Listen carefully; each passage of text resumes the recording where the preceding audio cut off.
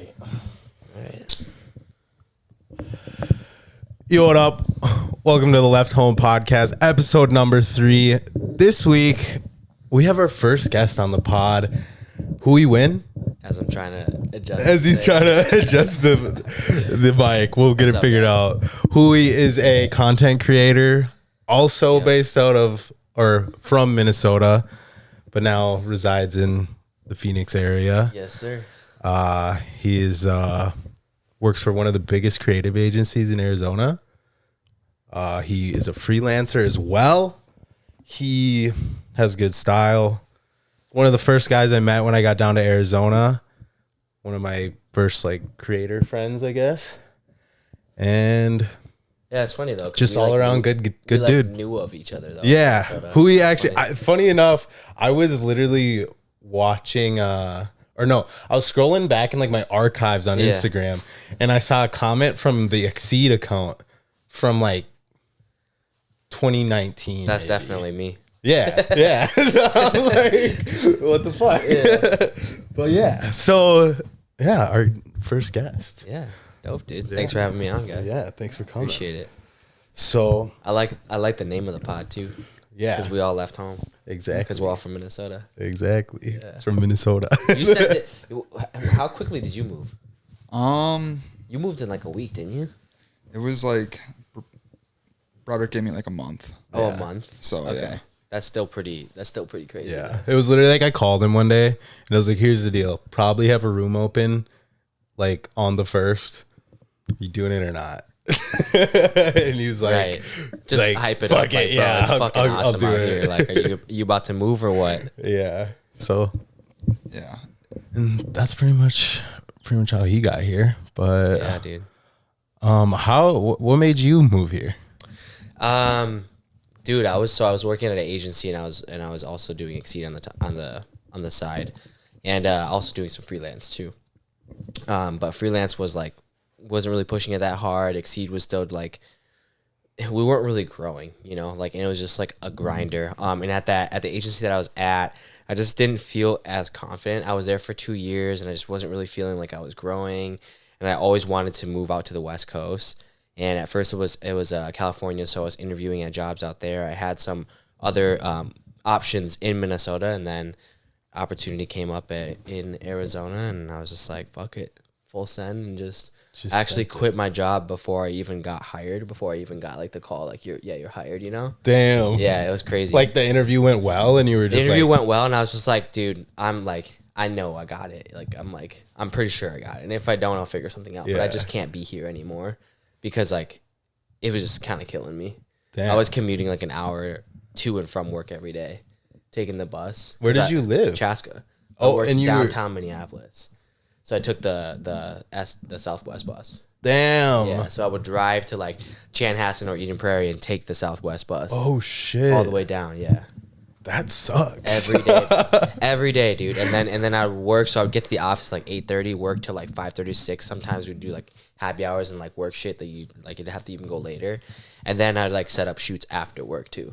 Damn. So like I'd come into work with all my gear. I actually just got like, so funny. I got this Snapchat memory the other day, and it's just like me on the bus with like boxes of clothes, dude. But yeah, that was my life, and I was just like, dude. I knew there'd be more opportunity out here. I knew I'd be happier living in a warmer place, and I was just like, dude, if it doesn't work out, home's always going to be there, but I'm not going home till it works out, Right. Yeah. But it worked out, dude. Like, exactly. We'll get into like, I think present day a little more, but let's take it all the way back to I've heard like the story a little bit, I think, but were you creative as a kid? When did that start? What made you buy your first camera? What tell us that story. So what got the creative juices flowing? Just like Jackass back in the day. I never really watched it, but just like fucking around with a camera and like doing pranks and like riding a scooter down the slide and shit. So me and my friends would always do that. And that was when I first started messing around with the camera. But I really got into like skateboarding and like... So I like. Do you remember what kind of camera at all? Yeah, it was a Sony. It was a Sony Action Cam. It was like the Okay. HC something. It looks like it's like a cylinder.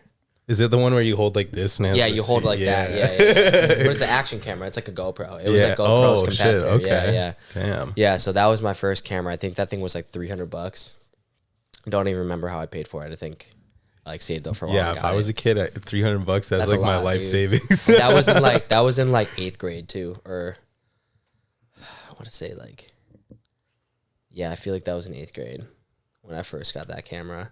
So I started messing around in iMovie, and like the dream back then was like, yo, I want to create a brand. Like I want to like have my own skate shop, make boards, or just want to create something. You know, because I've always just wanted, like I've always like was drawing growing up, and like just watched anime, and just always been inspired by art more so than anything. So I always knew I wanted to create stuff, and then yeah, it kind of just evolved from there. Then after that, like started making skate videos. Got really heavy into that, and then it wasn't until I stopped for a while and got kind of caught up with school and just like fucking around, and then in college I needed to pick up a camera because I was like trying to pursue the YouTube thing. So I was like consistently making YouTube videos for a couple years, and then just had the idea to create like a clothing brand. I was like, this is it. So then I went out and purchased like my first big camera. It was just Tell us that story. I've that was crazy. I've heard it, but like I feel like that's a good one to tell it to Jordan. Oh yeah. So at the time I was selling newspaper ads at the Reporter, like this like newspaper like or the school newspaper, right? Like getting commission, like so basically not making shit, you know. Like some days not making any money at all because it was all commission. And at the same time too, like working several jobs, working at Chipotle, all this stuff, and I just like really believed in like being able to make content. I'm like, dude, this clothing thing is gonna take off for sure. Like I could buy these shirts for $4, sell them for 25, 30. You know what I mean? I'm just like, oh, it's there, you know. Right. And then got excited, and me and my friend were coming back from the mall or something, and then we were like, dude, let's just go get these cameras. We were looking at them for a while, so we drove an hour and a half from Mankato down to like Mall of America, picked up these cameras, and his budget for the day was like, or his budget like for the camera was like $700, but I like upsold him. The guy was upselling him. I'm like, dude, just get the better one. One. It was like the Sony A6300, I think. So he spent like $1,400. I got the Sony A7S1, which was like $3,000 at the time. Damn. So you guys were dropping, some racks lot that of money, day. bro. I didn't have money like that. So I opened the credit card, and like it was like 18 months, like 0 APR. Okay. So you had 18 months to pay it back, and we're driving back, and we're like, "Fuck, dude, we gotta pay this back." Yeah. Damn. Yeah. So, what year? This was like 2015. Okay. 2015. How old are you? I'm 28. 28. Okay. Yeah, 2015, dude. So we're driving back, and I'm like, dude. You're like, the fear like starts creeping in. I'm like, yo, what did I just do? You're like, shit, I gotta. shit. Yeah, I'm like, all right, well, I'm just gonna start talking to bars and see what like who needs videos and stuff. And then he had a creative agency, and was basically doing the same thing that I was intending to do. He's like, dude, let's just work together and like just start growing it, and we can pay back our cameras that way. So we started splitting everything 50-50 and kind of just like fucking started hustling heavy, and like went from like in college went from like charging like $200 for a video, $150, and like really quickly within a year like charging like $2-3 grand for a 30-second video. And then you're like, and then that's damn, when I can buy like, 10 cameras. yeah, right. But then that's when I was like, yo, like, okay, like there's something here, you know. But at the same time, I was just like, oh, the money's good. Like it's exciting to be making this money and like growing as a creator, but my passion still wasn't in it. My passion was still for the brand, and I was like feeling really insecure. For Exceed? What's that? For Exceed. For Exceed. Yeah, I was feeling really insecure and unconfident because like I'm failing school, I'm making decent money, and the brand's not where I want it to be because all of my energy is like focused towards my friend's agency and just like doing these deals. You know what I mean? Right. And so ended up having to leave and kind of just like went through a lot of like a huge transition. This was like around the time that I graduated school too. So like left that agency, left my friends, and they were helping me with my business too. So they were like running our social and all that stuff, and left, and I was like, you know what, I'm gonna go just do manual labor and like work on the brand, and just that way. My thought process was like, You're like grind. I'm like, if I just do manual labor, it's like I don't have to think about it, right? I can just listen to music, chill, do the work, and then just go home. Then I can be able to actually like, have the brain power to like focus on this. I've thought the same That was thing not it at all. and then you do that and you're drained, even though you're not using like the creative juices, but like when you're dead, you're dead, and you can't like can't get them going. Dude, you're also not exercising that muscle, and the people that you're around. That's when I realized like how important it is to be around like good people. Yeah. Because I'm around like these like crackheads, like selling meth and like trying like like, yeah, like if you're doing manual labor in Minnesota. Yeah, dude. Yeah, dude. Like we know. Exactly. So that's That when I all was way like, too well. That's when I was like, I gotta get out. Like, dude, my dad had a painting business growing up, and like that's where I'd work if I needed money. And dude, the people he would hire, I'd be like, I'm like straight crackheads. Basically, it's like me. I'm like 14. And I'm working with like a 28-year-old who got out of jail last week, and we're just painting a house. Jesus. Someone's got to do it. Yeah. That's crazy. But yeah, so I agree. Yeah, dude. Yeah, so then that's like, but that's what's funny because like early on I was already like pitching brands and like working with brands and like doing what I'm doing now, but the passion wasn't there. Yeah. Because I was like so focused on Exceed and it had so much of like my ego attached to that. And I do want to talk about like the Exceed with like what your work now and everything, but one question I have before we get like too far down the road is I've talked to what was your major in college? International business. Okay. Yeah. So I've talked to like you I feel like have shared this with me a little bit, but a lot of other people that I know that come from Asian households, their parents, like what their view is, especially immigrants, like what their view is on like what you should be doing with your life, right, or how you grew up and now chasing, usually people view the creative fields as like a joke and like there's no money in it. Yeah. So I guess what have you experienced with that? Because we had a question on episode 2, kind of like how to break out of like cultural norms, right, and kind of stuff like that. Yeah. And I think asking your perspective on that is like much better than what we could, Yeah. I mean, like, dude, my parents were super strict growing up. Yeah. Like, super strict. Like, I probably had like 2 sleepovers in my whole life. Damn. They were very strict, bro, and not wealthy either. You know what I mean? So like the reason why I'm into fashion is because my parents, because I always got hand-me-downs, bro. You know what I mean? Mm-hmm. The reason why like I'm passionate about creating stuff and I'm passionate about style is because like I remember like my first pair of like shoes that were over $50 and I was like enamored by that. But the whole like creative thing, like, so I went to school for psychology, and originally like, they wanted me to be a doctor, a lawyer, a pharmacist, whatever. Mm-hmm. And like, I'm fresh out of high school. I'm like, I don't know what the hell I want to do. You know what I mean? And I wanted to take a gap year, but they're like, nah, you got to go to school or you got to move out. And there's a lot of pressure, dude, like being the first in my family to go to school. And so like figuring out all the loans and all that stuff. But I basically just changed my major and didn't tell them. So like after a year of psych, I was like, nah, this ain't it. Like, I'm not feeling it. Like, it's interesting. I like it as like a hobby and something to like learn about, for personal development. But I'm like, this ain't it. And so like basically just changed my major, and I changed it to business, international business. And then like a year into that, I'm like, nah, this ain't it either. But I'm like, it's too late to change it now. And then around that same time, like my second or third year in school, I was starting to pick up with the camera and all that, mm-hmm, and started making money off that. So I basically just stuck with international business, and I'm like, let me just graduate, but let me keep doing this thing that I'm already doing and just like track my, like just, do my accounting and track like what I'm making to be able to prove to my parents like, yo, I can do this as a job, Yeah. So that's what I did. So it wasn't until like close to graduation that I was like, hey, by the way, like I bought this really expensive camera. Yeah, I was gonna say, did they even know any of the behind the scenes stuff? No, they didn't. They didn't until it was like a year and a half in. Damn. I just came home with a camera. They're like, why does that? I feel like that's like a good lesson, like for people, is that so many people worry a lot about what their parents think. Yeah. And like you don't want to lie to your parents, but like not telling them some things because you already know what their opinion is going to be, probably. So if you're passionate about something, grind it out until you can present them with like, hey, look what I'm doing. Exactly. And then it's kind of undeniable at that point. Yeah, dude. And my parents are just like, just being immigrants, like coming here from Vietnam and just like risking everything. They're just naturally pessimistic.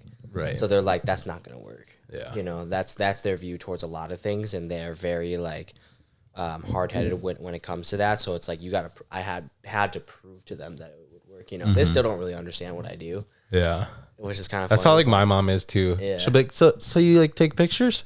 Like, yeah. Yeah, basically. Something like that. Yeah, I just send them my daily vlogs. I'm like, yo, this is what I'm doing. Like, They probably love that yeah. shit. My mom's always like, I just love seeing like your Instagrams.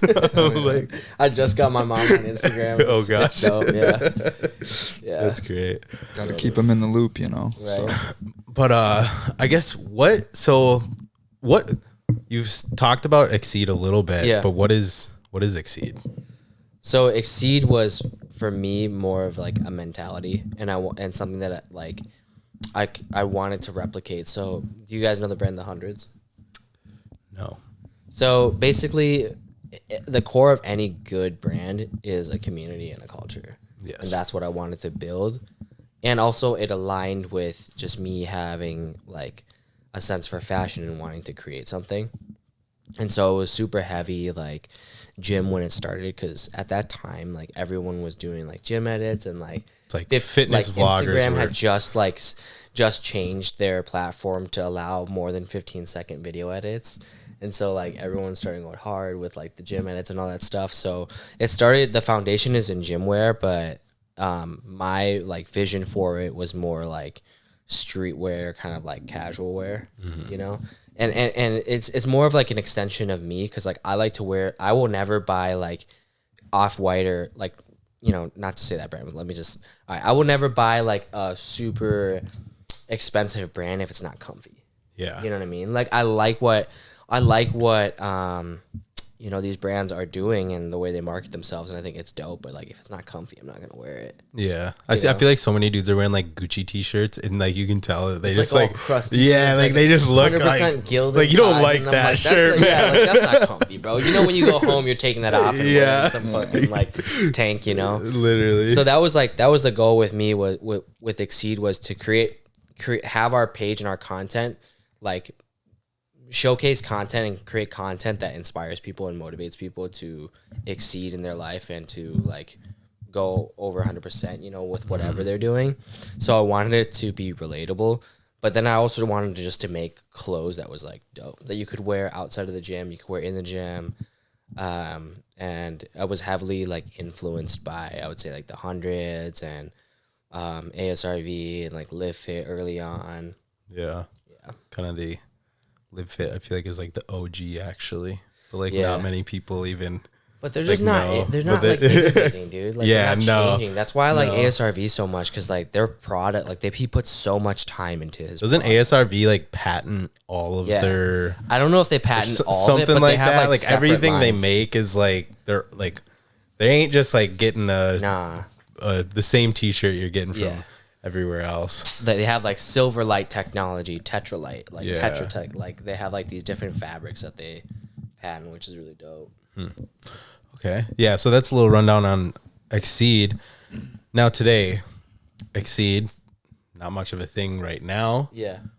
You mentioned a little earlier kind of the transition from like putting all your energy into that Yeah. and then I guess realizing maybe you need to shift it towards your agency work, Yeah. freelance work. Yeah, dude. It was You just know, a realization. Actually, when we had our retreat last September, I think it was September.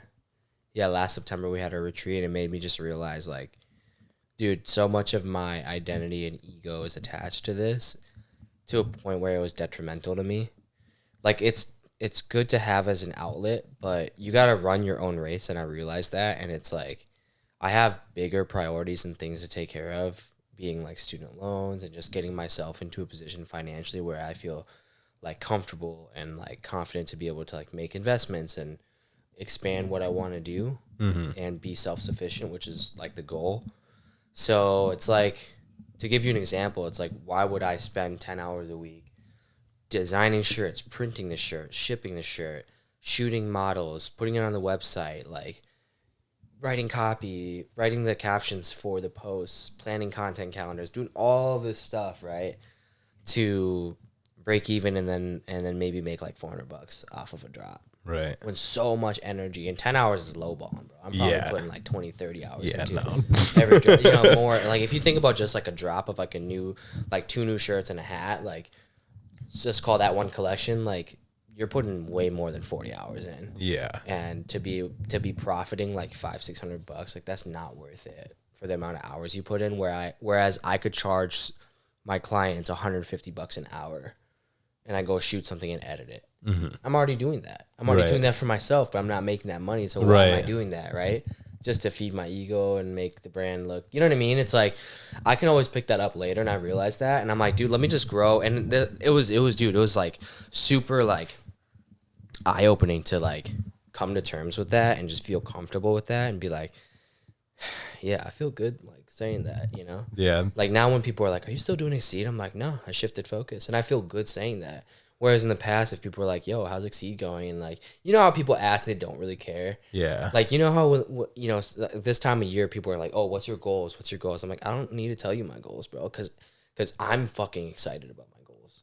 But if I tell you, you're not going to have that same level of excitement. I don't even want to waste my time. Right. You know what I mean? Like, if you're not as excited for me about my goals as I will be for you about yours, then like, let's not talk about it. Yeah. You know what I mean? Yeah. It's kind of like that whole like small talk It's thing. that small talk thing. It's like everybody like, that's what, like lately in the gym, I walk in with my headphones already in. Yeah. Cause like, unless it's someone I actually like, like, I don't even want to have to be like, yo, what's up? I'm just like, I'm in. Like, but yeah, not to like be negative or anything, but no, that's but just kind of how I get that. I felt about that. But yeah, dude, since making that transition, it's been crazy. It's like, and I don't even feel like I'm. It has been interesting to see too, from like my perspective. Cause I saw like right when you decided to put Exceed on the back burner. I think I told you. You too, told me. We had a moment. At the retreat. I was like, and so like I've known, and it's interesting to see like not like a huge brand, but a brand that I would say is like was successful. Yeah. And like if you would have kept putting that work in, like it would grow. Yeah. But to be able to actually be like, you know what, that's not for me right now. Yeah. So like you said, putting the ego aside, so many people, because everyone's gonna be like, wow, everyone's gonna see me as a failure. Yeah. Because and I'm people not doing want to like this hide anymore. from that, you know. They want to kind of like avoid talking about it, or just like delete the account, or like I still have it in my bio, bro, because I'm proud of all the work that I put into it. And then like I've made some pretty dope shit in like that I'm proud of, and that I'm like happy to see people wearing. Yeah. You know, obviously think I could do a lot better, but yeah, it's just dope to come to terms with that. And since doing that, it's like I envision like being to a point where I'm self-sufficient, right? So like fully like working on my own, like, you know, not employed by anybody, and having enough money to just like create a huge collection, or maybe start a different venture. And like, dude, the way to really grow a brand right now is influencer marketing. And if you don't have capital to just like give a lot of people free shit, and not worry about if they're gonna post it or not, just be like, yo, here's the product. If you like it, rock it, post it. If you don't, whatever. Like you basically have to like double your drop size, but you're giving away half of it. Yeah, essentially. And if you can't do that, then it's like, dude, it's gonna be really hard to grow. Like you got to be popping on TikTok, or really good looking, or you know what I mean? Like there's a few variables that really make it for you, and it's like, it's hard to do that, especially if you're working a full-time job. Yeah, definitely. Yeah.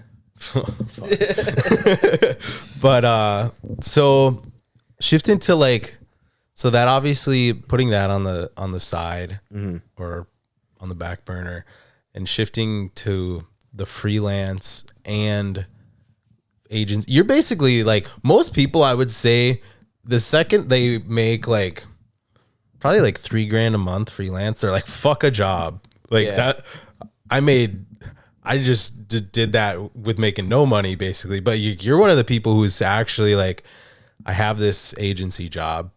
Right.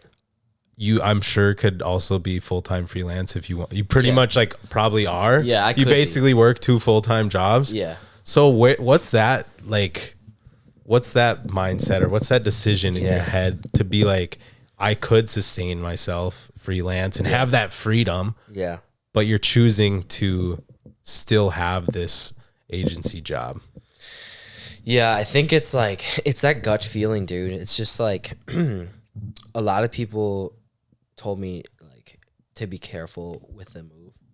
And like, they're like, oh, don't do it. That's too risky. Or like, you've never been there. You sure you want to move? And kind of just, you know, they're like, are you okay? You know what I mean? Because I'm just like, yo, I'm moving in 2 weeks. Yeah. But like in my gut, I knew, I'm like, yo, I'm going to make it work, you know? Yeah. And right now, everyone's telling me like, yo, dude, like, why are you still, I don't want to say too much because, you know, still working there. Yeah. But a lot of people, even the people I work with, are like, yo, why are you still working here? You know what I mean? They're like, because I see what you're like couldn't doing. you like do your own thing? Like, isn't it about time? And even the people that know financially, like, and I'm not killing it by any means. I'm just like, I'm pretty close to matching my salary right now.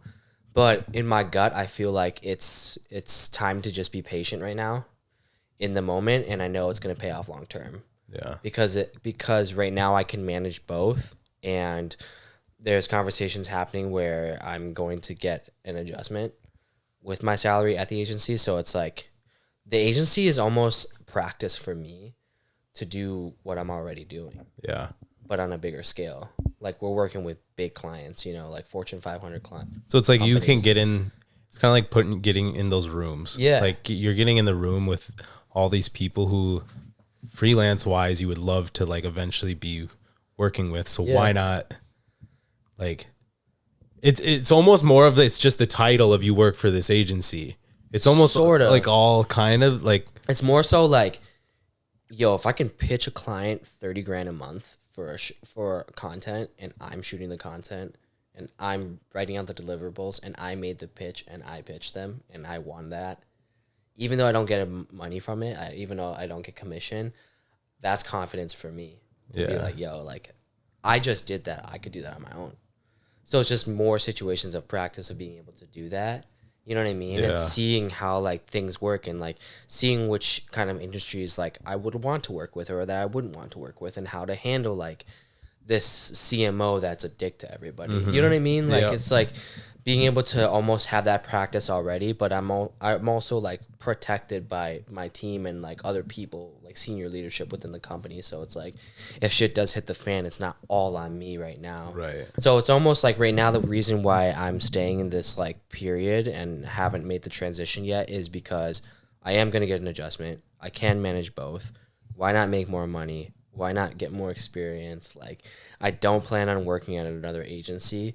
If I were to go freelance and grow, and I am going to go freelance, but full time and grow that, the only other opportunity that I see for myself working for another person or another company is if I go client side at like Adidas or Nike or some shit. Right. You know what I mean? So it's like maximize what you have right now to its fullest. Yeah. I mean, like let me just milk this a little bit more, you know?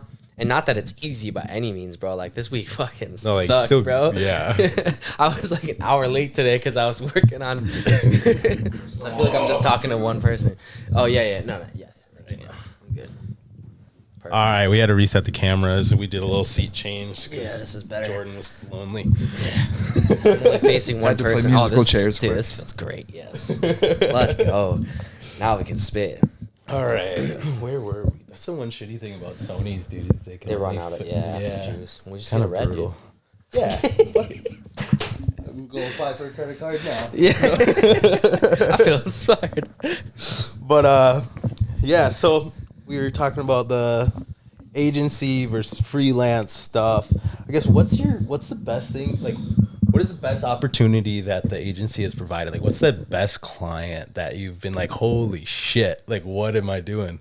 Like, dude, how did I get here? There's been some cool situations where like, there's this company, I don't want to name drop, but there's this company in Vegas, and they have they're like a team of developers, and they have like several lots, and each lot is like 2 to 3 acres, and they have like, I think they have like 18 lots. And so one lot is base level, just the property without the house or anything at all, is like starting at $9 million for that lot. And it's on like the back, like, so you're building and it's like 20 minutes away from the strip, and it's like right next to the Red Rock Mountains. And there's like, you have like a secluded, you're like your own trailhead basically. And there's like, it's like this whole like community aspect, right?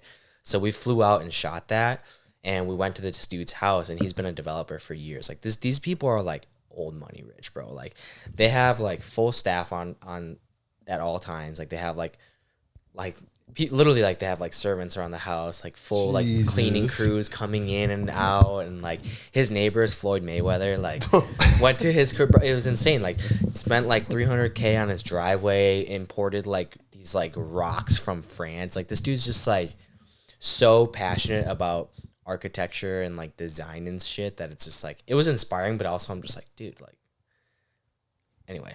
You know what I mean? Damn. I'm just like, bro, come on. Isn't it weird when you're around that much money that you kind of like think like we all grew up in like Minnesota, like, Yeah. smaller towns, Yeah. just like, and then when you get exposed to like that much like money, Yeah. you're like, what? It's insane, dude. Yeah. Like it doesn't seem It's like real. It's like, I feel like when I was like coming up, and I'm still coming up. Well, let me just say, like, I feel like when I was in college, like really just like first started shooting, and I'm like, would really get excited about shooting for a clothing brand or whatever company, and I'm like, oh, this is so crazy.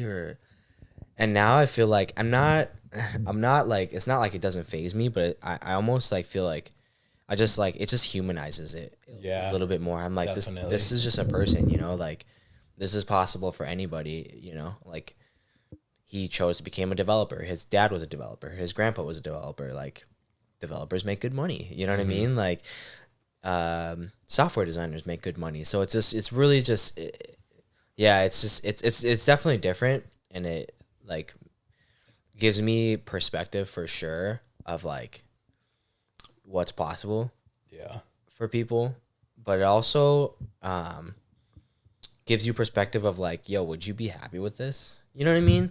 I'm like, I wouldn't I be think happy with that. like you gotta like to be that wealthy, you're very busy. Yeah. No matter what. I think no matter what, how much you hire on other people to like you delegate this. I don't think people at that level are ever like not busy. Right. And in my opinion, like I wouldn't want that. Yeah, like, okay, so let me like rephrase what I was saying. Like, I'm not passionate about developing homes. I'm not passionate about architecture. I like modern homes and like modern apartments, and I know what I like. Like I have a certain style for like stuff or whatever. But I wouldn't be passionate doing that. Like if you told me I'd make $2 million being a Wall Street investor or whatever, like there's nothing about that that's appealing to me because it's not creative. Yeah. So I wouldn't want to do that. I love being busy doing what I like to do though.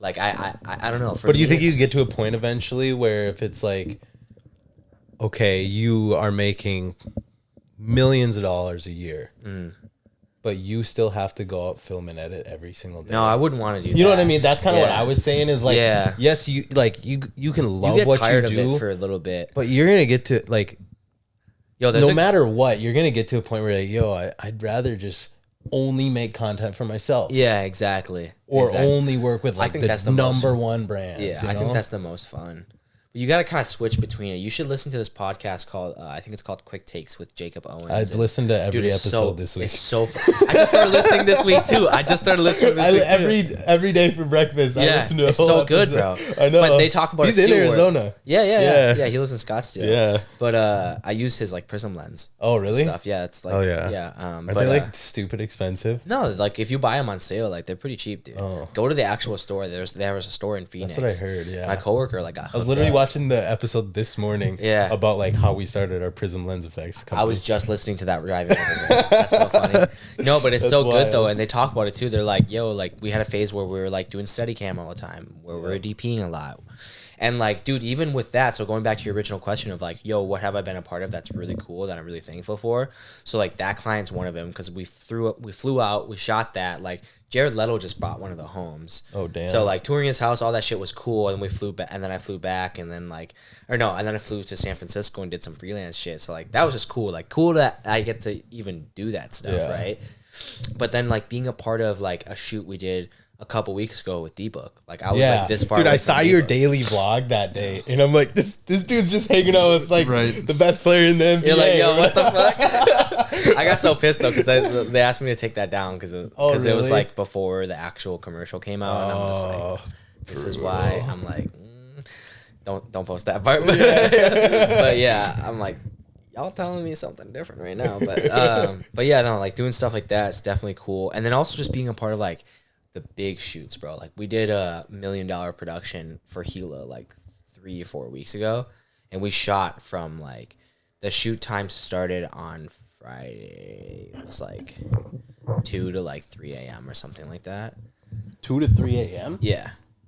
But it's just crazy to like be a part of that big production and see like, dude, they have like a team of 10 people and that just grip. Like all they do is bring in the tripods, grip the light, like tape everything, do all the cords, like they grip everything. Yeah, so those are a lot of the things like when That's like Jacob Owen's shit. Yeah, so like listening to that podcast, a lot of the shit they're talking about, I'm like, It's not that fun, bro. I'm like, I don't know what this is. Like, I have a camera and I press the red button, and that's about my knowledge, honestly. Yeah. So like when you're on these big, like, what do you do on Dude, those? On these so for me, I just like sneak my way in and say like, yo, y'all need social BTS.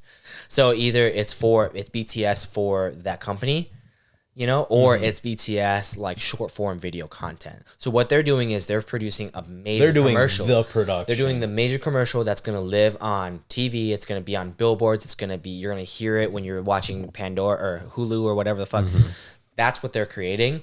But the problem is that's such a traditional way of advertising, right? So like these creative directors or these it's either the company or the agency. There's like these old heads in there that think like, oh, we're just going to spend a bunch of money on this commercial, and then we're going to cut these pieces from that commercial and put it on social. And that's it for social. That's how we're going to do for social. Yeah.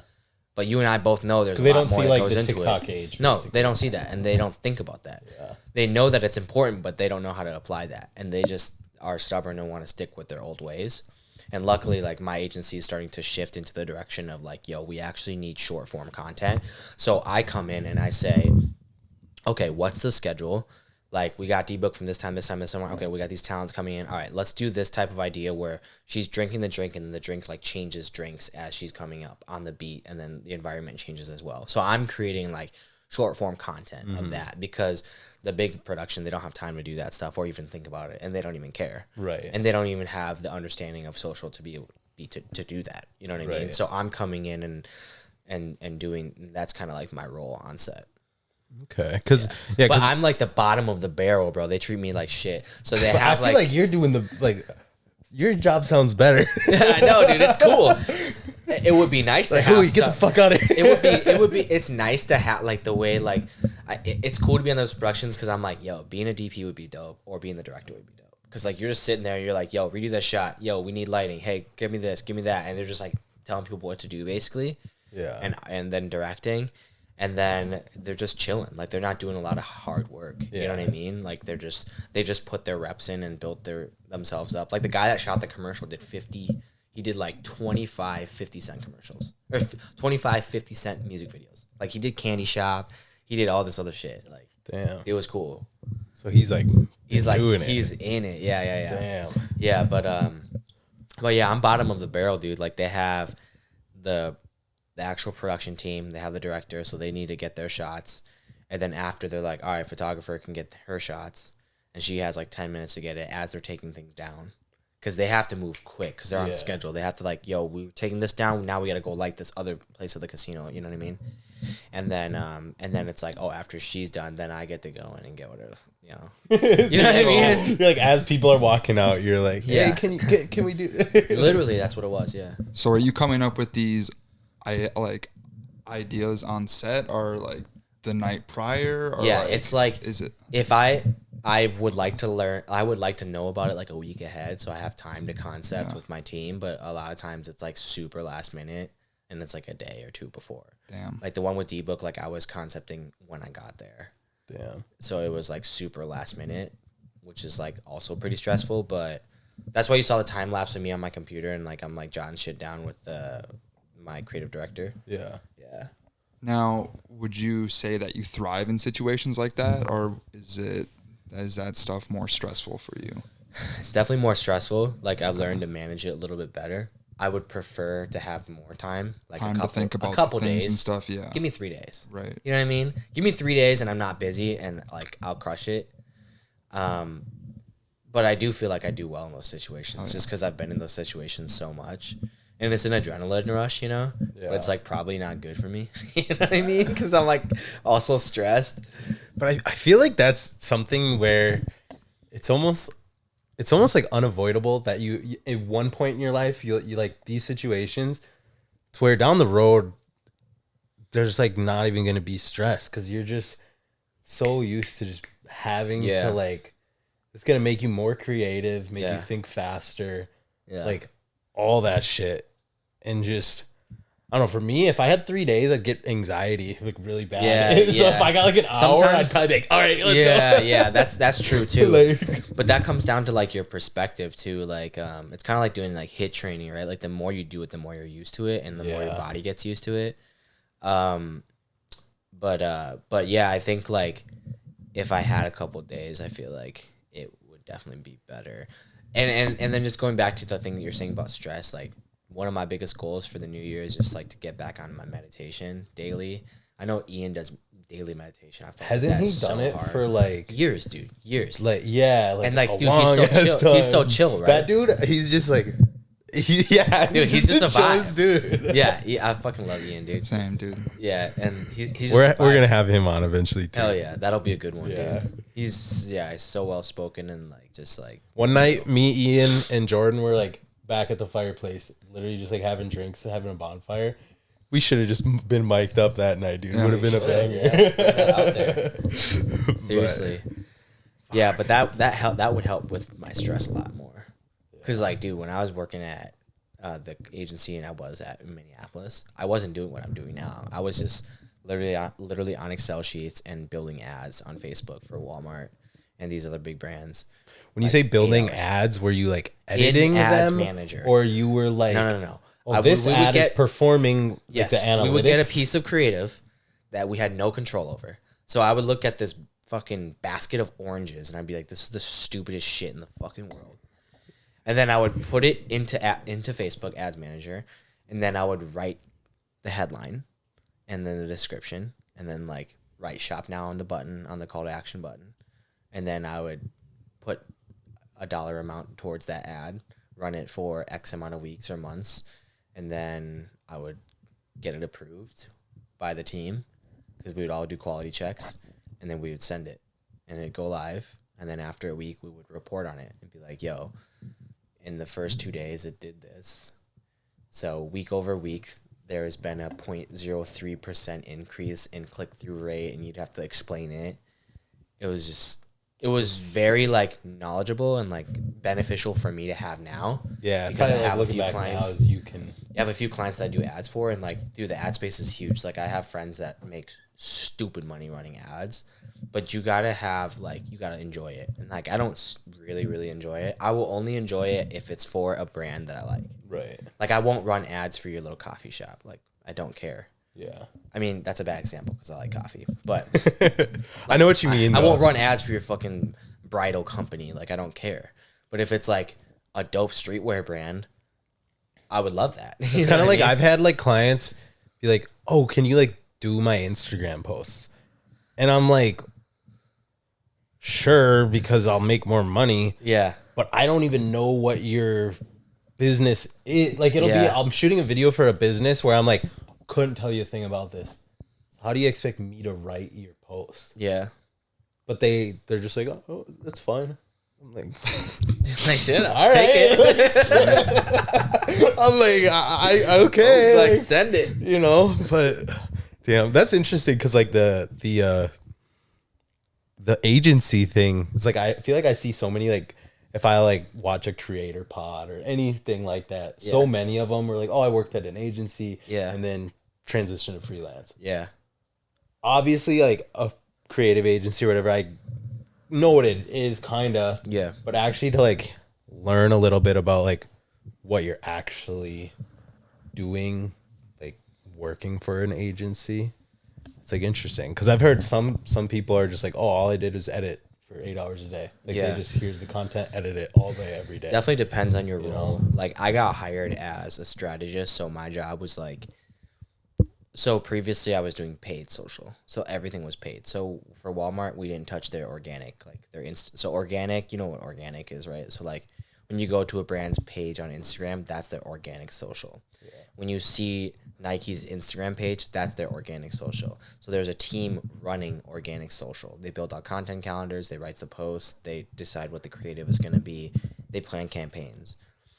Then paid social is everything that Nike does on the paid side. So when you see a sponsored post on Instagram or on Facebook or on Twitter or on Snapchat, any other platform, or on TikTok, that's paid social. Okay.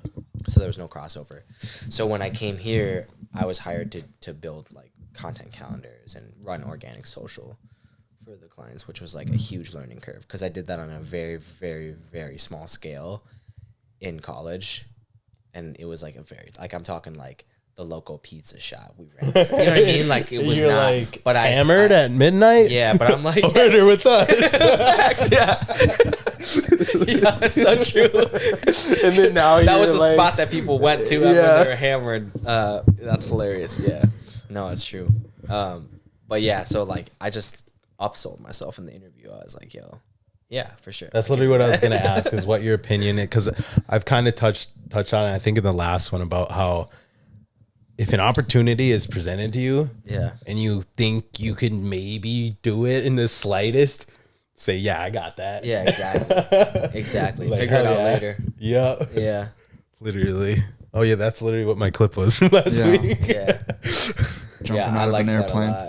I think that quote was from the fucking from the podcast? From that podcast. Because I had heard them say like something similar to I was trying to remember, and I'm like, oh, that's good. Yeah. Like, I heard you say it first, and then I heard that, and then I was like, yo, the stars are aligning. Like, damn, Brad's got a good I didn't even think that you took it from that. I was just like, dang, dude, I just heard this. Yeah. I guess in the clip, you don't hear the part about me saying, oh, I heard this on a podcast this week. But I did say that, so it wasn't stealing. No. Yeah, there's definitely times where you're like, where that can screw you. Where he was talking about in the podcast of how he, like, he had this red Scarlet camera where it doesn't do anamorphic, which is like a super wide shot. But there was a tutorial which he didn't watch, but he knew that he's like, oh, I can do this. Shoots this entire production, goes back and was like, yo, like, oh, I can't do it. I actually mounted it wrong. Like, so there are times where you can like really screw yourself over. But I almost had that recently, dude. I did this big shoot, this giveaway that one of our clients is doing, and I was shooting in the Suns, like on the basketball court, and like after like the day after that, I went and shot this tournament, and I thought like I deleted it. Because I was looking at my calendar, and I swear that it said that I shot on the 16th. So I was looking for files just like on the 16th. And my memory cards are like 126 or 128 gigabytes or whatever, so they're big. Yeah. So I'm just like looking, I'm like, dude, where is this? I started freaking out because I'm like, dude, this video was due in 2 days. Like, I don't have the files. But luckily I found it. I shot in the 14th, not the 16th. Oh, I was so scared though. I would be. Dude, people don't understand that. That's like, dude, my heart's the stress of like the second you think you like missed something. Yeah. Dude, I did a whole video. This was like a couple months ago for a client, and I rewatched it. Like I pulled all the footage, pulled the clips I was using, and then like watched them, and I was like, dude, my focus is going in and out the whole video. Oh. And it's like a interview style. Yeah. And I was like, so I put graphics over every time when it went out of focus. I've definitely done that. No one knew. You find a workaround. Oh, dude. But now next time you shoot, you're gonna be on manual. Yeah. And make sure that bitch is like cranked in. Rookie move probably. But I was like, Yeah, Dude, that's I'm like, dope, this though. looks bad. And I'm like putting all these graphics. Yeah. I'm like, oh yeah, video turned out sick. I added a bunch of graphics in, spiced it up a little bit. Yeah. It's like, yo, we love this. Yeah. I sent it and I was like, please don't ask to like change anything. Yeah. Because I'm like, I can't. What am I supposed to do? Take the graphic off? But someone has to change anything because I can't. I was like, this is it. This is your only option because it can only get worse. Damn. That worked out for you, It though. worked out. We still going. God damn. Yo, Jordan, where are you working now? Well, I haven't started yet, but the dispensary called Harvest. It's in South Mesa. I think I've heard of them. So yeah, there's a couple different places around the valley with them. So, Hell but yeah. there and then Arizona Life Apparel. Okay. I don't know if you've checked that out or not. I heard of it. Yeah. My friends That's that honestly, run Welcome to Arizona. yeah, like, that's are honestly boys how I with got that job was because of you when we went to your kickback for. Oh, yeah, for my it your- birthday? yeah, for your birthday. That's the first time I met you. Yep, and then you introduced me to David, and then that's how I met Frankie at Dang. Arizona Life Apparel. Frankie. So, I don't know if I've ever met Frankie. but That's yeah. cool. So what do you do there, though? Just like print shirts and well, honestly, Heat press? yeah. Okay. But he wants me to start moving more into the wholesale side of business. So he wants me to go to like malls and stuff and try to like find some shops that would carry them. like be a good fit to sell the brand. So, but yeah, I'm just doing that right now and That's then dope.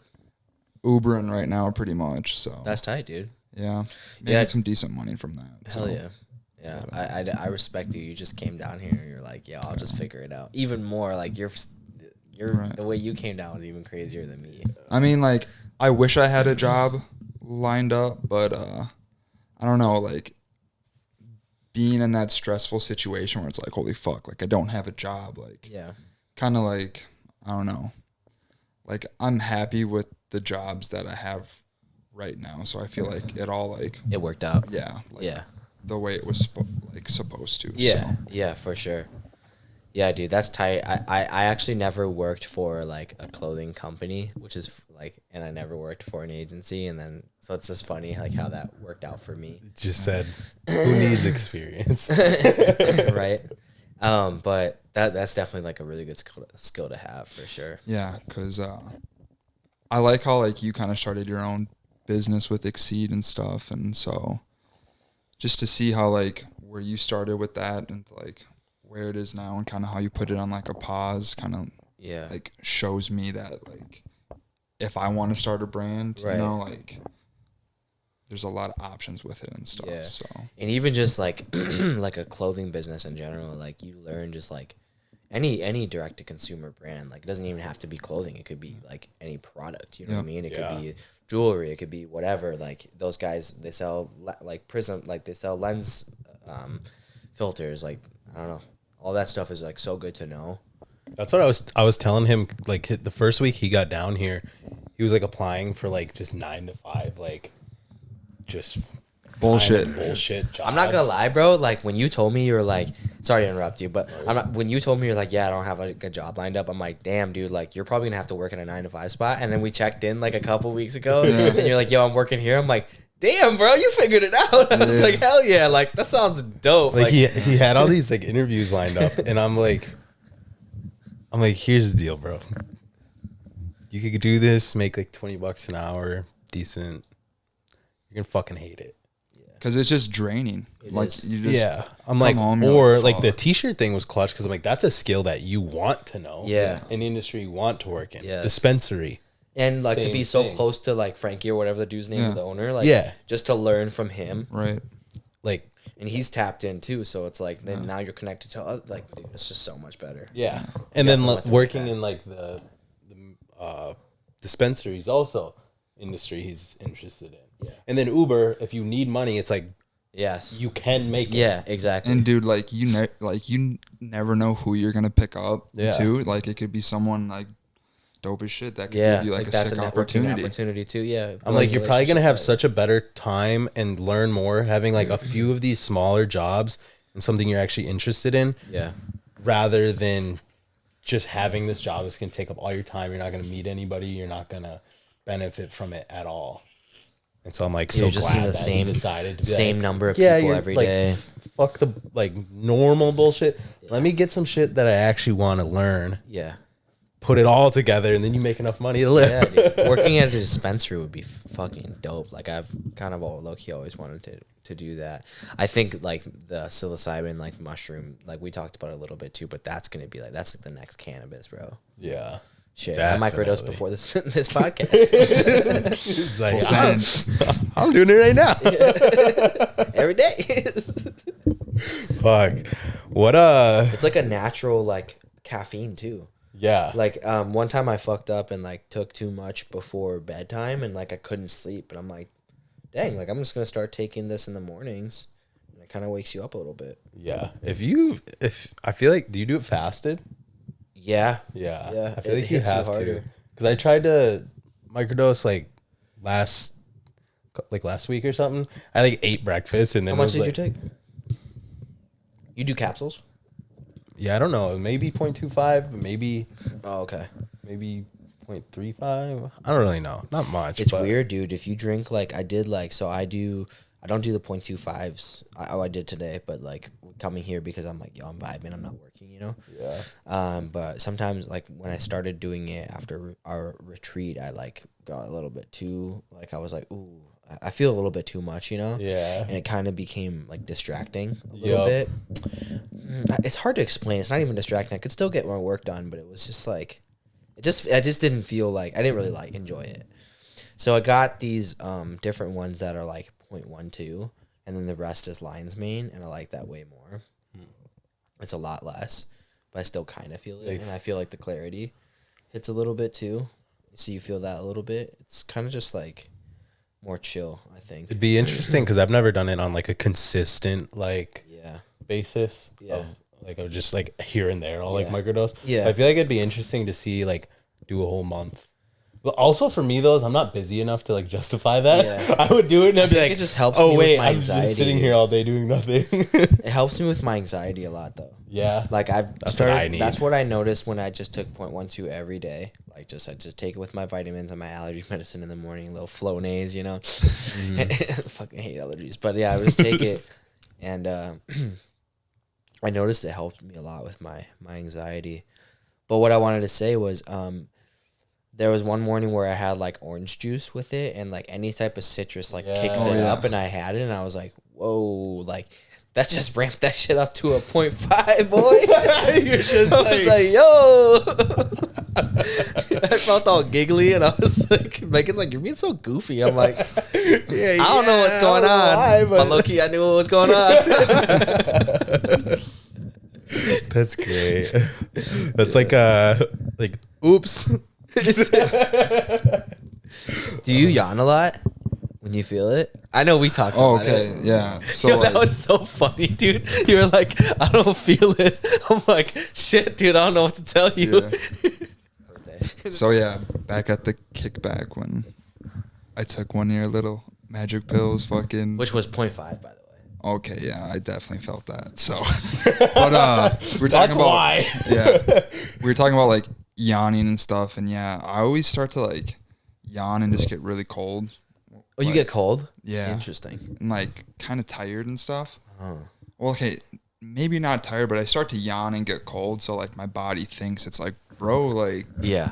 go get all cozy and like ready for bed and shit. Right. So like the come up on it just kind of sucks for me, but Yeah. after all that passes, like It's a vibe. it's a vibe. But It is yeah, a I vibe. remember me and Ian were like, holy shit, like we're fucking zooted right now. Dude, he went to the kitchen and grabbed some water or something, and I was Yeah. like, dude, you can grab some food. And he's just like, No, I'm good. nah, I don't want to go back.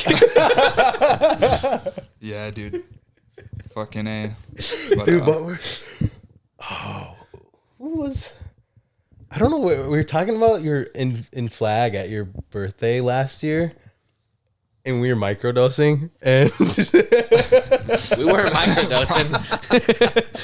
We were dosing. I don't know how it got brought up, but I remembered that I had my camera set up on a tripod on the kitchen counter, but we had like all the food, like bunch of shit out.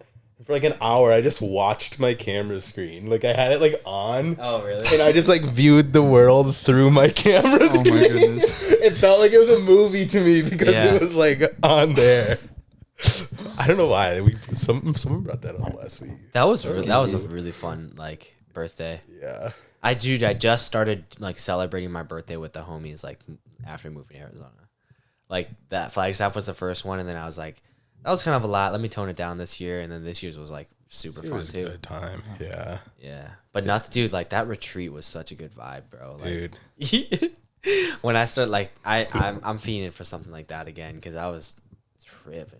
So like, could you guys explain what a retreat is to the viewers who don't know? Like, is it like a weekend thing or what? Yeah, it was really dope, dude. We had a big group of people that most of us didn't meet each other, didn't know each other. Had like dudes driving out from Jersey. We flew out this chick. How many from was there, Colombia. like, it was like 12 of us or 15 of us. So it was like 12 of you guys that you really don't Most of us didn't know each anyone other that- yet. Like I knew HUY. Yeah, And you knew kinda. David. I knew right? HUY and Chase. Yeah. And I met David that week. Oh, really? Yeah, And he I was- met David like the day before. David was like, call off work and come. Yeah. I was like, all right, fuck it. Fuck it. Yeah. Literally. No, I remember what it was because I met David like a couple days prior, and then with the intention of going because I had met Nathan. I knew Nathan. I was like, yo, let me go. Like I've been trying to experiment with this stuff since I was in like high school. You know, I just never was in the right state of mind, or like you have to be in a good place in your life. I feel like to do it, like not stressed. Not If it would have been anxious like about a shit, year and a half earlier, I'd have been like, hell no. If you're going through a breakup, like right nah. at the perfect time. Yeah, like you're probably not gonna have a good time. But I was in like I felt like I was in a good spot, and then met David. We hit a lift. Yeah, filming we that all day did at legs. Los, yeah, and then I was talking about the retreat, and I was like, yo, you should go. Like just ask him, you know. And then he was like cool with letting you go, and I was like, fuck yeah, dude, it's a vibe. But no, like day one, it was like we all broke bread. There was like one of our friends, Don Zero. He's a vegan chef, and he like cooked for all of us, and like we ate completely plant based the whole weekend. Big ass spaghetti meal. Dude, yeah, it was bomb. And we just like sat around and like kind of like shared our stories and what our intention was for being at the retreat. Like what are we hoping to get out of it, right? Like some of us were like, yo, like we're going through this hard time, or you know, we're struggling with confidence, da da da da. Like people just like really opened up and Could got just vulnerable. be anything. Yeah, and Like it was really like dope. that place where it's like you can say anything You can say you want anything, right now, yeah. and like let it fly. Yeah. Like No And, like, judgment. Was this place in like It was an Airbnb in Sedona. Airbnb in Sedona? Yeah. Like, just like a big ass cabin or something like that. Sort of. it was like a house, but it was like bunked out to like sleep like 20 people. Yeah, it was Okay. dope. Like bunk beds and like It was 4 dope. couches in the living room and shit like that. Like Yeah, there's sounds a video pretty of it. sick, We did a so. video of it. yeah. Yeah. But yeah, so that was day one, and then day two we did like military style training and like went through like a lot of like boot camp style training, crawling through the dirt and like hiking Devil's Bridge, and we got up to Devil's Bridge, and actually there's these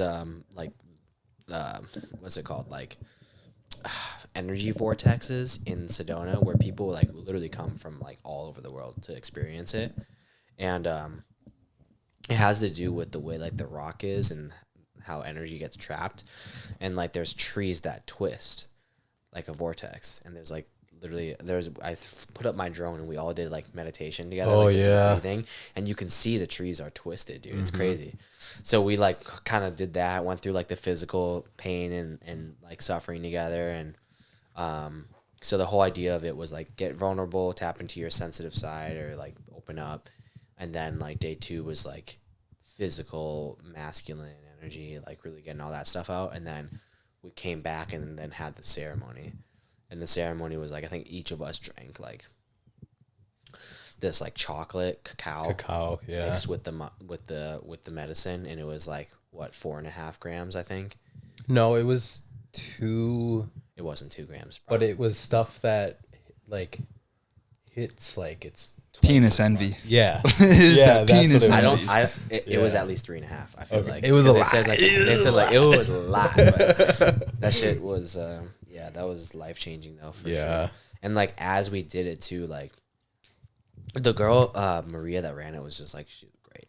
Yeah. She ran it well. Now, was that your first time doing That was my psilocybin first time, dude. mushrooms? Yeah, Okay. that was my first time, and like everyone brought a picture of themselves as a kid, and you just like look at You just yourself keep as it. it's like starting to hit, bro, dude. And then they had like this shrine with like all this jewelry on it to charge the jewelry or whatever, like Yeah. the rocks, and a monarch butterfly flew in and landed on the shrine. Did you remember seeing that? I don't know. I might have been laughing. Chase saw it or someone else saw it. But, like, it happened and several people saw it, and butterflies are like very good Like a omens. good sign. for- And like yeah. to come into the house though through one door Right. and land right there was like when I saw that I was like, bro, it's about to be a good time. Dude, that shit.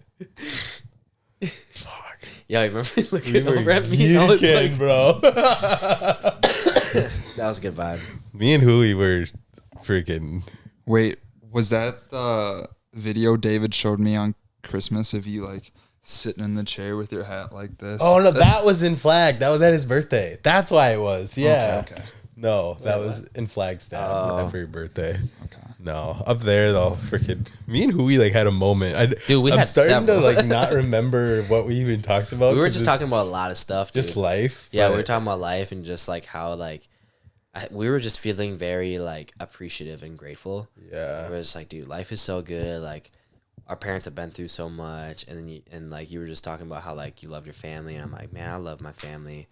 I'm like, and we were like laughing right before, and then I start crying. Dude. I was like, you're like, bro, are you good? I'm like, I'm just thinking about how much my parents have sacrificed. And then I felt bad because most people were like crying, but I was laughing the whole time because I was like so happy. And I'm like, am I supposed to be crying right now? And Broderick's laugh is Yeah. it's loud. You probably heard it on here a couple Dude, you times you guys have been homies for a long time, huh? since yeah. 6th grade. That's crazy. Yeah. That's Pretty much. super dope, dude. I moved down the street from him in 6th grade. Oh, okay. So like Yeah. literally like a 30-second bike ride. Yeah. That's super dope. We used to ride a moped together because I only had one at first. And it was this shitty ass. What was it called? The HUY Sun. The Hi-Yo Sun, dude. I haven't heard that It name. was like a in little years. maroon moped. Dude, that thing topped out at 25. 25. With one person on it. Jordan used to weigh like 250 in high school. Big boys. So you got 500 pounds basically on a moped. Yeah. Dude, we would top out at like 18 miles an hour. Luckily, we were in a small town, so we still only like 10 minutes to That's get so across funny. we town. would just take the bike Dude, lane pretty we much. would just be together on a moped. Everyone thought it was hilarious. I remember we'd go to like our friend's house and the parents would just be geeking. That's so dope to have that have that piece of like home here though too. Oh yeah. And to like be living together. Like I wish I had homies from like 6th grade I was still tied Yeah. with. yeah, Our, dude, our buddy Ethan. Did you meet Ethan at all? I don't think so. Like bald with a beard.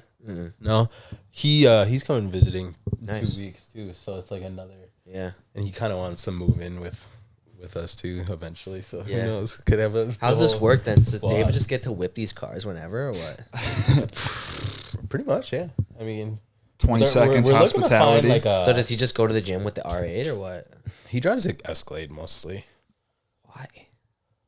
Probably just bad, like, it's like More safe. It's like yeah, I don't know. Who wants to have a Corvette as a daily driver? Well, no, The it's just R8 like though. The R8's a good daily driver. But they're like all business expenses, so it's like, or like, you probably don't want to be driving them. Like, it's like shutter count on a camera, The more miles, Yeah, like, true.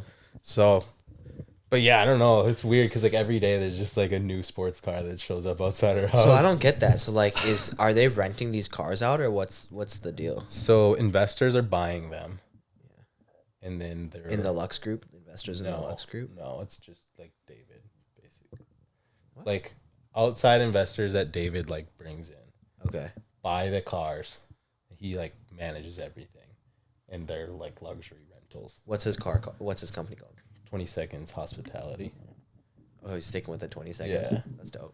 Yeah, just made the IG page today. Actually, So then he's he's just raising capital from pretty much. Yeah, investors. I think as of like David's literally getting back from New York tonight with like some sort of SUV. Pathfinder. And then they just shipped a fucking Ferrari. They're getting a Ferrari here. now too. Dude. So I think You gotta find a place to put this shit, dude. that's the next thing, because we have like the whole. It looks like we So deal how drugs. does this work though? 'Cause It it's looks like we deal drugs outside of our house. We have 3 German Shepherds at our front window at all times, barking their ass off, and then every day there's like 10 a sports new car, cars. yeah. Your People neighbors are probably definitely like, think what we deal drugs. Dude, just so you guys know, there's an R8, a Corvette, a blacked out Escalade, and like 3 Tomorrow other, there will 4 be other like a vehicles. Hellcat. There will be, Just parked I think outside of this, total like, there will house. be like 12 vehicles by next like week or something. In Mesa. Yeah, in Mesa. We not in Scottsdale. It looks like we deal drugs. Like the odds of cops show up here one day are out of just like suspicion. Yeah. I thought So how does that work though? So like, does he just like? So how does the investor make money? like say the car gets listed on like Turo, Yeah. rented out for $1,000 that day. Okay. It's I don't know what the So percentages the investors are but- making like passive income off of buying these cars, and So then it's David's like for a just dude managing who's it. has millions of dollars, buying a $50,000 or $120,000 car, it's not that That's much. nothing, but then they can make an So extra they do 2,000-3,000 this. a month. Say this car gets rented out 20 times a month, Right. for $1,500 to $1,000 a pop. Right. Okay, so you make that's tight. 10 grand. You know, like, I don't know the that's numbers. tight. And really. then David's just gonna manage it basically. Yeah, and like I don't know like the percentages or anything. That's but, really dope. But yeah, so I mean, it's Hopefully we can have David on the podcast in the future, and he'll definitely be on here. But yeah, so it's crazy because there's all these like I've never driven like I'm not much of a car guy, but it is Same. cool to like Fucking love cars. be in a car, like just drive a car and you're like, oh, so this is what it feels like to not drive a shitbox. Interesting. Exactly. Like, so today I went and shot the R8. Doesn't it also make you feel like, yo, I want to shoot the R8 by the way? Fucking. Let's figure that out. Yeah.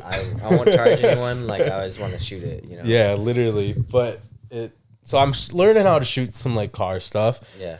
But yeah, I don't know. It's fucking. I want to whip kinda that crazy. R8, dude. Like just I like drove it copy. today, and every time I drive them, because all these sports cars have like kind of like they're not normal. Like you don't just get in and go. You know? Yeah. So I get in. I'm like, what, goes, "Now they're I'm not like, what do I do? Yeah. You know, and you're scared. Like, Yeah. What It's if scary, it just dude. launches I was forward whipping into the another car? I was like, whipping the Corvette, and I'm like, dude, I'm whipping 80 around this corner right now. Like, it doesn't feel like 80 though. yeah, like That's the scary part though. It doesn't feel like it, which is even more scary because then you're whipping these corners and you're the like, old lady oh. could walk out in front and you're still going 80. Like it might not feel like it, but it's gonna be hard to stop. Right. That's the crazy thing about those cars. Yeah. I want to drive an i8 though. The BMW i8. That's like my dream car, dude. It's like half electric, half. David's always like, yeah, we're getting this. I'm like, bro, I don't know what the fuck that is. like, I have no clue. You're Man. like, tight. Where are we gonna park it? Yeah. Like, it's funny because we have like a shitty, like, we have like my Toyota Camry, a dented to fuck Forerunner. Paula's like Nissan Rogue. Jordan's got a brand new car, so it's like nice. What do you drive?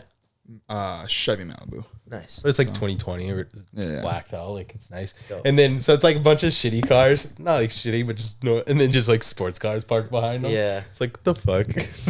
Let's go whip that R8, dude. Just go fucking send her. You got the keys? Yep. Don't tell David. Bro, No, let's go whip that shit, dude. we're taking the pod on the road. Yeah. But yeah, so I don't know. It's interesting, like, dude, being in like getting a look into like the Scottsdale life. It's fucking insane, dude. Yeah. The money and like the drugs, dude. The amount of people I'm like, motherfuckers are just doing drugs. Like it's like the amount of people that are snorting coke in Scottsdale. Yeah. I I haven't really been exposed to that. Yeah, I haven't really dude. seen it. Did not like Were- you were hear about doing, everyone. Like, were you doing security for a little bit? Or Yeah, like I bar quit bouncing? that shit. But Okay, yeah. so that's probably why you saw it. Yeah. I didn't know that. So I got to like get a small look into like the nightlife, bro. Like I've heard about like, yeah, everyone does like coke in like LA when they're partying. It's like a mini LA out here, right? Yeah. Like, Mom, why is everyone smelling house keys at the bar? Literally. I was like, bro, I was doing security for this table one night. I'm just standing there. I like look back and the dude just pulls out a bag of like they're just like passing it around. I'm like, Some You're not people even just trying to don't be give discreet. a shit either. It's like, what the damn. fuck? Dude tipped me like $200 something that night though. So I was like, you do whatever you want, man. You can do whatever you want, man. You're good. But I was like, what the hell? Jesus. Yeah, it's wild. Get experience, Dude, crazy and shit. I don't know. It like with all the fentanyl and stuff these days, it's like Did you see? I don't that? know how people can just be okay seized, with like, that. I don't know Scary, what dude. it was, but like a insane amount. David said it was like 1.3 million pills Yeah. were like seized That's crazy, dude. in just like Y'all out here just Phoenix. I was like, what? it's like I don't fucking know. But Yeah, it's scary. It's scary, dude. Shit's It's wild. definitely really scary. It's wild. Yeah. But yeah. What's you got any more? You I got anything some else, Jordan? questions. I got some questions for you. Right. I just like what fuels you, or like is there a chip on your shoulder? Like did you have a bunch of doubters and stuff in the beginning, and Yeah. like what kind of pushes you now, or like do you really have anything that Yeah. kind of like drives you to Yeah. be like fuck you guys or anything like Yeah, that? I think it's just like, I think the main thing is just like always wanting to like learn and just Okay. like get better at something. Yeah. Because I'm so inspired by other creators that I'm just like, damn, that's so cool. Like I want to be on that level. So it's just like a personal thing that like I want to get better at my craft. Okay. Second part is definitely like, yeah, like dealing with people that doubt you and like having that as fuel a little bit too. And it's not like the best. Like it's not. It's definitely not a positive thing. You I feel know, like everyone says like you don't want to like ride out you don't always want to be doing things to prove people wrong, right? But it can But it's definitely definitely help. it It can definitely helps, help. bro. Like yeah. Like when I started doing my daily vlogs, and I'm noticing that like all the people that are the first to view it are people that like don't like me, or that like I don't talk to, or that I know don't fuck with me. Yup. You know what I'm saying? Like they Yup. follow me, but they never engage. They never talk to me. When I actually do run into them, they're like very like passive and avoidant. You know, it's like I'm like, all right, motherfucker. Like, yeah, it does make me feel kind of good to do that. You know, Yup. and it's motivating to keep doing it. But yeah, dude, like early on, bro, like when I was starting my YouTube, and like I remember working at Chipotle and people would like openly make fun of me. Like my so-called friends, right, would be like, "Oh, I'm HUY. I'm gonna go work out and film myself." And da da da da. And one of my roommates, like both of my roommates, would make fun of me every day. And like I'm vlogging, right, and like and I'm still doing it, right, because I'm just like, why should I stop because you're making fun of me? You know what I mean? Like that, then you win, you know. But like. Now I make videos for a living, bro. Like, Right. what the fuck do you do? Literally. So there is definitely that little Hell bit yeah. of chip on my shoulder because I'm just like, and it's funny though because and like I don't have any animosity towards them, but it's just like that past, you know, like I'm still very much like I know they're not like that anymore, and like they probably feel stupid. Because like even now they're like, yo, dude, I'm so proud of you. Like, hell yeah, rooting for you. Like, always knew you could. Always knew. It's like those people that like Always made fun knew. of you. Like, oh, I always knew you were gonna make it. Bro. Okay, but That's like, I don't think I made it, but I am able to do what I love. So I think that's pretty cool. yeah. What's the number one thing you learned about yourself in 2021? That's a good question.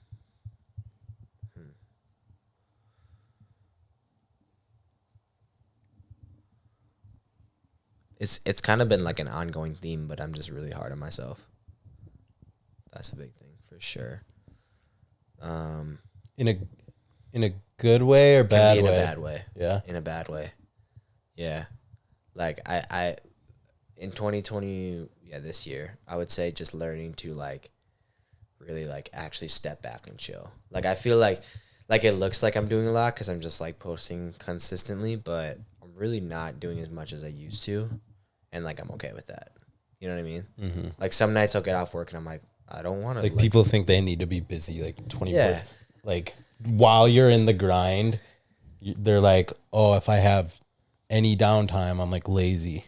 Yeah. Kind of like that. Yeah. And like Megan's helped me figure that out too. Of just like, yo, you need to relax and just make time for yourself. Like it's okay to feel tired. It's okay to feel like burnt out. Like you are burnt out. You're working a lot. Like take some time and just relax. Like don't feel bad for it, you know? Mm-hmm. And I always do. Like I'm always going to feel like guilty if I just like sit around and like binge watch a show or whatever. But it's also like, dude, like I don't want to look back and be like, I didn't enjoy my life, you know?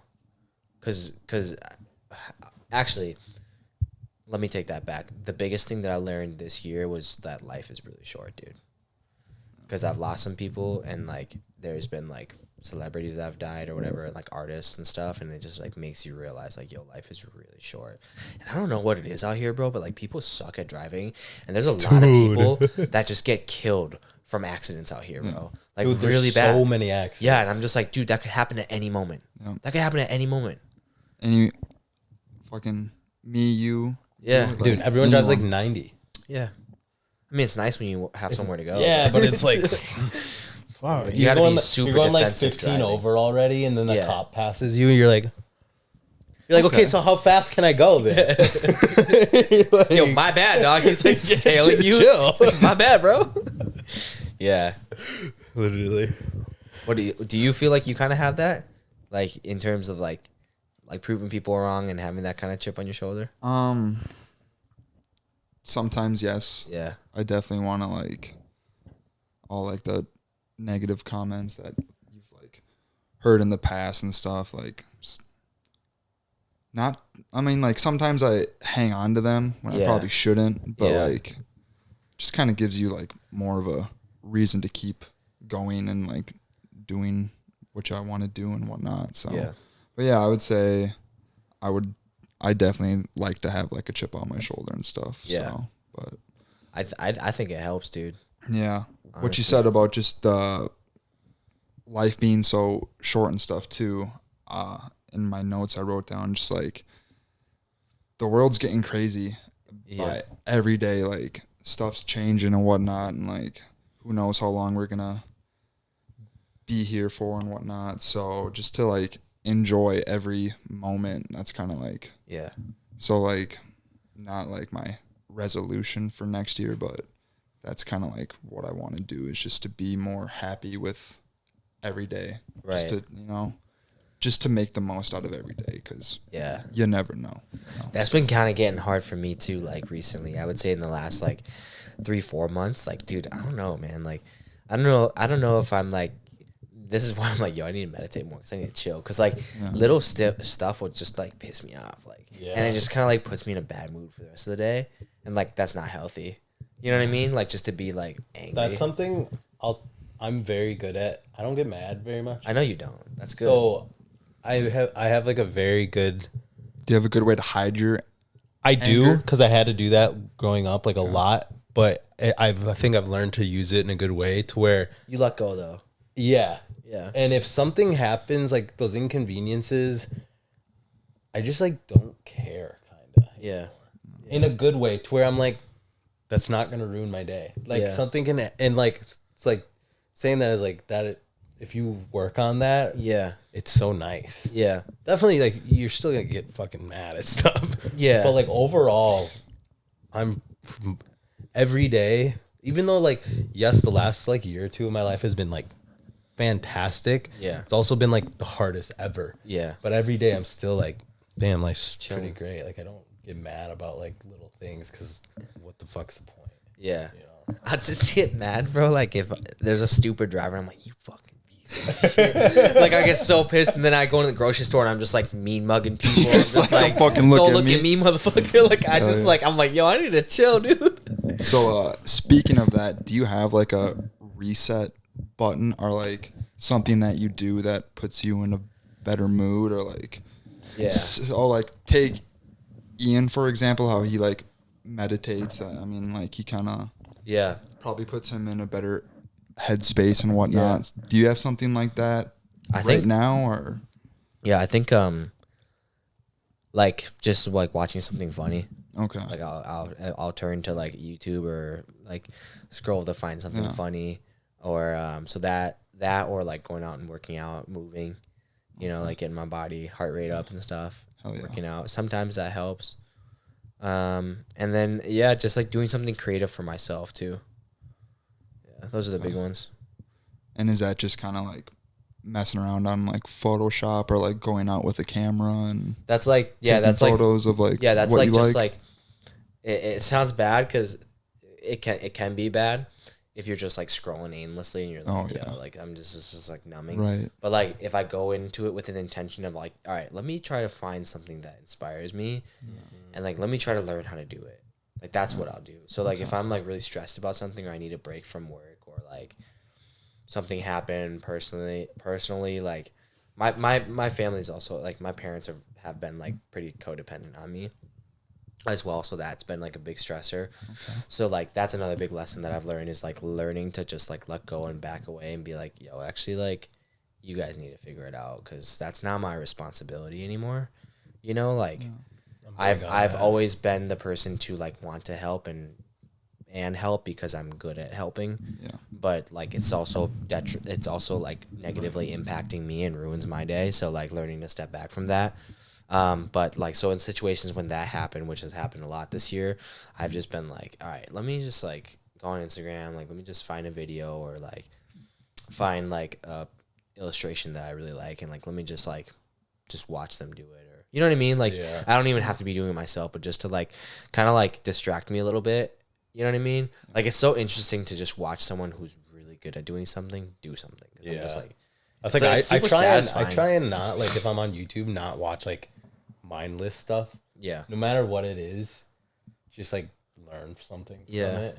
It's hard though, because sometimes I feel like when I'm listening like Impulsive or like Nelk Boys or some shit, like I it feels kind of mindless a little bit, but then also I'm still like taking note of like, okay, like this is how they're editing shit. This is how they're marketing themselves. Like, I think we talked about that a little the other day. Yeah. How, like when I watch Impulsive is like people might be like, oh, Impulsive most of the time all it is just bullshit.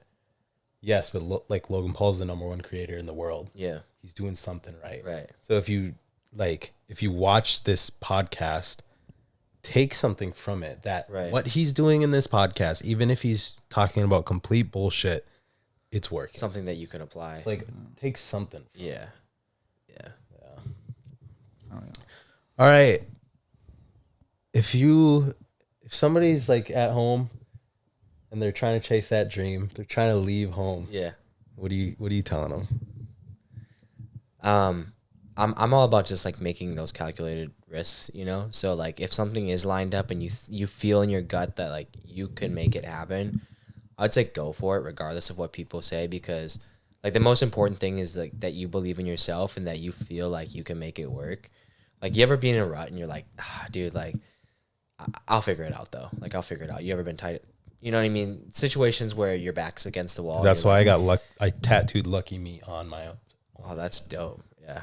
Because that's new, right? Yeah. Yeah. Because it's literally like the amount of times in the last couple of years I've just gotten lucky. But it's because I am doing it. You believed in yourself, you put in the work. Really is like luck that a lot of these things are happening. Yeah, and luck definitely does exist. But yeah, no, I think like if you're trying to like get out of your hometown or whatever, or like leave home and like embark on a new chapter in your life, like just know that like home's always gonna be there, you know? So like it's really not that scary. It's really not. That's that what I bad. told Jordan so many times is I was like, how much money you got in your bank account? Maybe $2,000? Dude, I moved here with $1,000. I lived in an Airbnb for 3 months. How long does it take you to make $2,000? Yeah. 1 month? Yeah. So say you send it, chase your fucking dream, doesn't work out. 1 month after it doesn't work out, you can be right back where you were before you even tried. Right. So who fucking cares? Yeah. That's what homie right there. That's homie advice right there. You know what I mean? That's good advice. No, but yeah, like, dude, just like plan it out if you can. If you can't, at least if you believe in yourself, like do it. But if you're just like emotionally making the decision, like, oh fuck this, I'm tired of this, like let me just move. Like I've seen people do that and it hasn't worked. You know what I mean? You got to be rational. Yeah, like, I've had yourself. a coworker that was working at Chipotle. He was like a manager, very high up, and he was just like, I'm just gonna move to New York, and everyone's like, why? He's like, I don't know, I'm just gonna figure it out. And I'm like, what's your plan? What are you gonna do? Like, why do you want to move there? He's like, I don't know, I'm just gonna figure it out. moved there, moved back 6 months later. It's just like, dude, like, Yeah. you didn't plan anything. There was no purpose. What was the purpose of doing that? Like, Yeah. so it's just like, yeah. It's like I like to preach like the left home is not just like leaving your hometown. It's any Comfort. like leaving a comfort zone, Yeah. whatever it may be. But like That's dope. as I like much that as I concept. say like yes, just do it. Be smart. Ask Yeah. yourself in reality is like, am I good at this? Yeah. Can I be good at this? Right. Can I like? Look at all be the positives that can come realistic. from it too. But just send it. Yeah. Look at all the positives that can come from it too. Like, you're putting yourself in a new situation. It's a new chapter.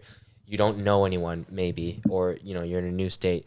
So like, you have all this opportunity to like refresh as a person. Like, Yup. what are these bad habits you have? Like, change that.